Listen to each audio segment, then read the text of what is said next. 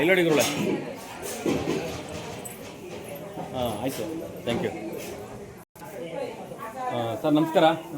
ಇವತ್ತು G R ನರಸಿಂಹಯ್ಯನವರ ಪತ್ರಿಕಾ ವಾರ್ಷಿಕೋತ್ಸವಕ್ಕೆ ತಾವು ಬಂದಿದ್ದೀರಾ, ಇದ್ರ ಬಗ್ಗೆ ಏನು ಮಾಹಿತಿ ಹೇಳ್ತೀವಿ? ನಾನು ಹಿಂದೆನೂ ಕೂಡ ಬಂದಿದ್ದೆ. ಏನು ಅಂದರೆ ಸುಮಾರು ಅವ್ರನ್ನ ನಾವು ಒಂದು 25 ವರ್ಷದಿಂದ ನೋಡ್ತಾಯಿದ್ದೀವಿ. ನಾನು ಬಂದು 21 ವರ್ಷ ಆಯಿತು. ನಾನು ರಾಜಕೀಯಕ್ಕೆ ಬಂದು 2005ರಲ್ಲಿ ಅವರ ಒಡನಾಟ. ಅದಕ್ಕೂ ಮೊದಲು 2003ದಲ್ಲೂ ಇತ್ತು. ಅಂದ್ರೆ ನೇರ ನನ್ನನ್ನು ತಂದು 2005ರಲ್ಲಿ ನಮ್ಮನ್ನು ಇವತ್ತೇನು ಬಂದಿದ್ದೀವಿ ಆ ಥರ ಎಲ್ಲ ಬೆಳವಣಿಗೆಗೆ ನಮ್ಮ ನರಸಿಂಹ ಕಾರಣ ಇರ್ತಾರೆ. ಯಾಕೆಂತಂದ್ರೆ ನಮ್ಮ ಏನು ಒಂದು ಚಿಕ್ಕ ಪೈರು ಇರ್ತದೆ, ಈ 21 ವರ್ಷ ಅಂತಂದರೆ ಇದು ಕಮ್ಮಿ ಅಲ್ಲ. 21 ಇಯರ್ಸ್ ಅಂತ ಹೇಳಿದ್ರೆ ನಾವು ಸಾಮಾನ್ಯ ಕಾರ್ಯಕರ್ತರು. ಒಬ್ಬ ಸಾಮಾನ್ಯ ಅಂತಂದ್ರೆ ಸಾಮಾನ್ಯರಲ್ಲೂ ಸಾಮಾನ್ಯ. ಇವತ್ತು ನಗರ ಯಾವ ರೀತಿ ಇದೆ, ನಾವು ಎಷ್ಟಿದ್ದೀವಿ ಏನಿದ್ದೀವಿ ತಮಗೆ ಗೊತ್ತಿದೆ. ಅದಕ್ಕೆಲ್ಲ ಕಾರಣಕರ್ತರು ಅವರ ಆಶೀರ್ವಾದ. ಯಾಕೆಂದರೆ ಒಂದು ಪ್ರಾಮಾಣಿಕ ಬರಗಾರರು ಅದರಿಂದ ನಾನು ನಮ್ಮ ಮನೆಯಲ್ಲಿ ನಮ್ಮ ಸ್ನೇಹಿತರೆಲ್ಲ ಬಂದು, ಮತ್ತು ಇನ್ನೂ ನಮ್ಮ ಪುತ್ರಣ್ಣ ಅವರೆಲ್ಲ ಬರ್ತಾರೆ. ಬನ್ನೂರಿಂದ ಇನ್ನೂ ಸುಮಾರು ಅವರ ಅಭಿಮಾನಿಗಳು ಇದ್ದಾರೆ. ಎಲ್ಲ ಇನ್ನೂ ಒಂದು 2-3 ಕಾರಲ್ಲಿ ಬರ್ತಾರೆ. ಇಲ್ಲೂ ಎಲ್ಲ ಸುಮಾರು ಜನ ಬಂದಿದ್ದಾರೆ. ಯಾಕೆಂದರೆ ಈ ಥರ ಪ್ರಾಮಾಣಿಕತೆ ಕಡಿಮೆ. ಏನು ಪತ್ರಿಕಾ ಮಾಧ್ಯಮದಲ್ಲಿ ಈ ಥರ ಪ್ರಾಮಾಣಿಕತೆಯಿಂದ ಅವರ ಜೀವನನ ಸಾಗಿಸ್ತಾ ಇರೋದು. ಈಗ ಅವ್ರಿಗೆ ಒಂದು 74 ವರ್ಷ ತುಂಬಿದೆ. 75ನೇ ವರ್ಷ ಮುಂದೆ ಕಾಲಿಡ್ತಾರೆ ಅಂತ ಇರುತ್ತೆ. ಆದರೂ ಅವ್ರು ಇನ್ನೂ ಅವ್ರಿಗೆ ದೇವರು 100 ವರ್ಷ ಆಯುಷ್ನ ಕೊಟ್ಟು ಚೆನ್ನಾಗಿ ಅವ್ರನ್ನ ಇಟ್ಟಿರಲಿ.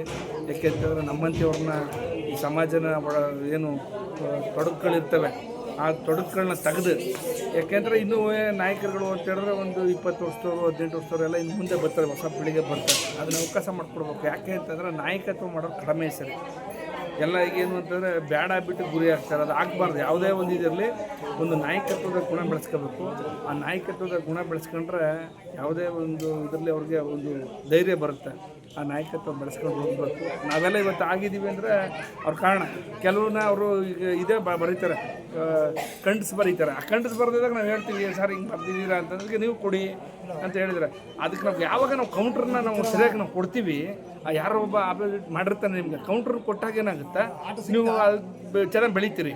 ಕೌಂಟ್ರ್ ಕೊಡೋದು ತಪ್ಪಲ್ಲ, ಅದು ಮತ್ತೆ ನೀವು ಕೊಡ್ತೀರಲ್ಲ. ನಾನು 2-3 ಸರಿ ಕೌಂಟ್ರ್ ಕೊಟ್ಟರು ಅದನ್ನು ಗೆದ್ದಿದ್ದೀನಿ ನಾನು. ಯಾಕೆ ಅಂತಂತಂದರೆ, ಯಾಕೆಂದರೆ ಅವ್ರು ಕೌಂಟ್ರ್ ಕೊಡೋದು ನಾವು ತಪ್ಪು ಅಂತಂತಂದ್ರೆ ನಾವು ಹೇಳೋದೆಲ್ಲ ಸರಿ ಅಂತ ಅದಲ್ಲ. ಅದಕ್ಕೆ ನಾವು ಕೌಂಟ್ರ್ ಕೊಡಬೇಕು. ಆ ಕೌಂಟ್ರ್ ಕೊಟ್ಟಾಗ ಮತ್ತೆ ನಾವು ಅದನ್ನು ಯಾವ ರೀತಿ ನಾವು ಅವ್ರಿಗೆ ಸಮಜಾಯಿಸಿ ಕೊಡುವಂಥದ್ದು. ಈಗ ಏನು ಅಂತಂದರೆ, ನಾನು ಕುಮಾರಸ್ವಾಮಿ ಅವ್ರ ಜೊತೆಲಿ ಬಂದಂಥ ಮುಖ್ಯಮಂತ್ರಿ ಜೊತೆಲಿ ಬಂದಾಗ ಕೆಲವು ಕಾಮೆಂಟ್ ಮಾಡಿದ್ರು. ಆ ಕಾಮೆಂಟ್ ಮಾಡಿದಾಗ ಅದು ಎಲ್ಲೋ ಒಂದು ಕಡೆ ಮೂಲೆ ಗುಂಪು ಹಾಕ್ಬಿಡೋದು. ಆ ಮೂಲೆ ಗುಂಪನ್ನು ತೆಗಿಬೇಕಾದ್ರೆ ಏನಾಗುತ್ತೆ, ಅದಕ್ಕೆ ಒಬ್ಬ ರಾಜ್ಯದ ಮುಖ್ಯಮಂತ್ರಿ ಬಂದಂಥ ಟೈಮ್ನಲ್ಲಿ ನೀವು ಅವ್ರ ಜೊತೆಲಿ ಒಡನಾಟ ಇರಬೇಕಾದ್ರೆ ನಿಮಗೆ ಸೆಕ್ಯೂರಿಟಿ ಇರ್ತದೆ. ಅದು ಸುಲಭ ಏನಲ್ಲ. ಈಗ ಯಾರೋ ಒಬ್ಬರು ಮಿನಿಸ್ಟ್ರ್ ಆದರೆ ಸುಮಾರು ಜನ ಇರ್ತಾರೆ. ಅದಕ್ಕೇನು ಮಾಡಿದ್ರು, ಇವರೊಂದು ಸುಮಾರು ಒಂದು 20 ವರ್ಷದಲ್ಲಿ ಆ ಪತ್ರಿಕೆಯಲ್ಲಿ ನನ್ನ ಮಂಡಿಸಿದ್ರು, ಏನೋ ಒಂಥರ ಮಂಡಿಸಿದ್ರು. ಮತ್ತು ನಾನು ಕೊಟ್ಟೆ, ಸರ್ ಈ ಥರ ಆದರೆ ಹೆಂಗೆ, ನೀವು ಈಗ ಎಲ್ಲ ಈ ಕ್ಷೇತ್ರದಲ್ಲಿ ಜನ ಇರ್ತಾರೆ. ಬನ್ನೂ ಕ್ಷೇತ್ರ ಇತ್ತವಾಗ, ಶ್ರೀನಿವಾಸಪುರ ಏನಿಲ್ಲ ಕ್ಷೇತ್ರ ಮರುವಿಂಗಡಣೆ ಆಗಿದ್ದು, ಅವಕ್ಕೆ ಯಾರು ಹೀಯಾಳಿಸಿರ್ತಾರೆ. ಅದಕ್ಕೆ ತಕ್ಕಂತೆ ನಾವು ಅದನ್ನು ದಾಖಲಾತಿ ಕೊಟ್ಟಾಗ ನಾನು ಅದೇ ಫೋಟೋಗಳನ್ನ ಕೊಟ್ಟೆ, ಪ್ರಚಾರ ಆಗ್ತು. ಮತ್ತು ನಾನು ಇನ್ನೂ ಬೆಳೆಯೋಕ್ಕೆ ಇವತ್ತು ಯಾವ ಮಟ್ಟದಲ್ಲಿದ್ದೀವಿ ಅಂದರೆ ತಮಗೆ ಗೊತ್ತು. ಅಂತಂದರೆ ಈಗ ನಾನು ಸಾಮಾನ್ಯ ಒಬ್ಬ ಕಾರ್ಯಕರ್ತ, ಸಾಮಾನ್ಯ ಒಬ್ಬ ವೋಟರ್ಸ್. ನಮ್ಮ ಕುಮಾರ್ ಆದರೂ ಮನೆ ರಾಜಕೀಯದಿಂದ ಬಂದಿದ್ದಾರೆ.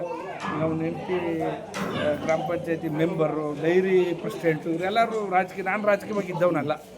ನಾನು ಸುಮ್ಮನೆ ಯಾರಾದ್ರೂ ಇಂದನೂ ಹೋಗೋದು ಮಾಡೋದು ಈ ಥರ ಒಂದು ವ್ಯವಸ್ಥೆಯಲ್ಲಿ ಇದ್ದವನು. ಇವತ್ತು ಬೆಳೆದಿದ್ದೀವಿ ಅಂತಂದರೆ ಅದು ಪ್ರೀತಿ ವಿಶ್ವಾಸ ಇವರಿಂದಲೇ. ಏಕೆಂದರೆ ಮಾಧ್ಯಮದವ್ರನ್ನ ಯಾರನ್ನ ಬೇಕಾದ್ರು ಏನು ಬೇಕಾದ್ರು ಆದರೆ ಒಳ್ಳೆ ರೀತಿಲಿ ಅವರು ನಮ್ಮನ್ನು ಯಾವ ರೀತಿ ಬೆಳೆಸವ್ರೆ ಈಗ ನಾವು ನೆನೆಸ್ಕೋಬೇಕು. ಅವರು ಇನ್ನೊಬ್ಬರು ನಮ್ಮ ಬಸವರಾಚಾರ್ಯ ಇದ್ದರು. ಅವರು ಮೊದಲು ಇಂಟರ್ವ್ಯೂ ತಗೊಂಡು 2005ರಲ್ಲಿ. ನಾನೊಬ್ಬ ಸಾಮಾನ್ಯ ರೈತರ ಮಗ. ಆ ರೈತನ ಮಗನಾಗಿ ನಮ್ಮ ತಂದೆ ಕಣ್ಣು ಕಾಣಲ್ಲ. ಮತ್ತು ನಮ್ಮ ತಾಯಿಗೂ ಕಾಲು ನೋವು. ನಾನಿರೋನು ಒಬ್ಬ ಮಗ, ಒಬ್ಬನೇ ಮಗನಾದ್ರಿಂದ ಈಗ ಇಷ್ಟು ಬೆಳೆಸೋರು ಅಂತಂದ್ರೆ ಕಾರಣ ಯಾರು? ಪತ್ರಿಕಾರಂಗ. ಮತ್ತು ನಮ್ಮ ಯಾರು ಹಿತೈಷಿಗಳಿದ್ದಾರೆ, ನನ್ನ ಸ್ನೇಹಿತರು ಮತ್ತು ಬಂಧು ಬಾಂಧವರು ಎಲ್ಲರೂ. ಏಕೆಂತ ನನ್ನ ಸ್ನೇಹಿತರು ಚೆನ್ನಾಗಿ ಬೆಳೆಸಿದ್ದಾರೆ. ಯಾರು ಬೆಳೆಸಿದ್ದಾರೆ. ಆಮೇಲೆ ಜೊತೆಗೆ ನಾನು ಮೊದಲನೇದಾಗಿ ಏನು ಅಂತಂದರೆ, ನಮ್ಮ ಜೆ ಬಿ ನಗರ ಅವರು ಒಂದು ಅರೆಸ್ಟ್ ಮಾಡಿದಾಗ ನನ್ನನ್ನು ಈಚೆ ಕಡೆ ತರುವಂಥ ಕೆಲಸದಲ್ಲಿ ಅವರು ಒಂದು ಪಾತ್ರನ ಯಶಸ್ವಿಯಾಗಿ ನನ್ನನ್ನು ಲೀಡರ್ ಮಾಡ್ಬೇಕಾದ್ರೆ ಮೊದಲು ಜಯಭೀಮ್ ನಗರದ ನನ್ನ ಸ್ನೇಹಿತರು. ಹಾಗಾಗಿ ಈ ಥರ ನಮಸ್ತೆ ಬನ್ನಿ ಬಣ್ಣ ಇಲ್ಲ ಕಣ ಹಾಗಾಗಲ್ಲ. ಈ ಹಿರಿಕರಾದಂಥ ಶಂಕರಗೌಡಣ್ಣ ಬಂದವರೆ ಮತ್ತು ಸುಬ್ರಹ್ಮಣ್ಯ ಅವ್ರು ಬಂದವರೆ, ಅವರು ಕೂಡ ಮಾತಾಡ್ತಾರೆ.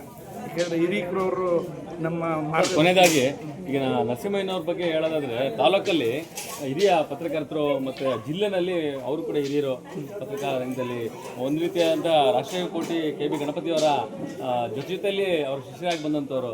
ಎಲ್ಲೋ ಒಂದು ಕಡೆ ರಾಜ್ಯ ಸರ್ಕಾರದ ಕನ್ನಡ ರಾಜ್ಯೋತ್ಸವ ಪ್ರಶಸ್ತಿಗೆ ಯಾಕೆ ನಮ್ಮ ನರಸಿಂಹಯ್ಯ ಕೊಡಬಾರ್ದು ಅಂತ ಅನಿಸುತ್ತೆ ತಮಗೆ? ಇಲ್ಲ, ಈಗ ಯತೀಂದ್ರ ಸಿದ್ದರಾಮಯ್ಯವರು ಇದ್ದಾರೆ. ಈಗ ಅವರು ಜಿಲ್ಲಾ ಉಸ್ತುವಾರಿ ಮಂತ್ರಿನೂ ಆಗ್ತಾರೆ ಮೈಸೂರು.